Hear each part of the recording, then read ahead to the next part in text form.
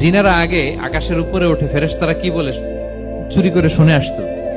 হঠাৎ জিনেরা আর উপরে যেতে পারে না, উপরে যেতে চাইলেই ফাআতবাআহু শিহাবুন সাকিব, আগুনের পাথর মারা হয়। ঘটনা কি? সব জিনেরা বৈঠক বসালো। ঘটনা কি?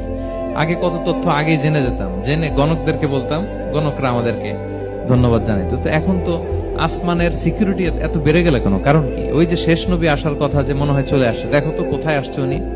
খুঁজতে খুঁজতে খুঁজতে একদল ওই দিন ফজরের সময় আল্লাহর হাবিব সাল্লাল্লাহু আলাইহি ওয়াসাল্লাম রক্তাক্ত হয়ে ফজরের সালাত যখন পড়তেছেন, ওই কোরআন তেলাওয়াত শুনে তারা এলাকায় যেয়ে বলল যে ইন্না সামি'না কুরআনান আজাবা, আজীব কোরআন শুনে আসছি, ইয়াহদি ইলা রুশদি, এই কোরআন মানুষকে হেদায়েতের পথে নিয়ে যায়। ফাআমান্না বি, আমরা ঈমান এনে ফেললাম। সুবহানাল্লাহ পড়েন। তো রাসূল সাল্লাল্লাহু আলাইহি ওয়াসাল্লাম তো এটা জানেন না। আল্লাহ তাআলা জিবরাইল মারফত জানালেন যে হে নবী, আপনি এসেছিলেন ম্যানকাইন্ডকে দাওয়াত দিতে তায়েফের, তারা দাওয়াত গ্রহণ করে নাই, ম্যানকাইন্ড রিজেক্ট করেছে। কিন্তু আরেকটা জাতি আছে যাদেরকে আপনি দেখেন না, তাদেরকে বলে জিন কাইন্ড, মানে জিন জাতি। পুরো জিন জাতি কালেমা পড়ে মুসলমান হয়ে গিয়েছে।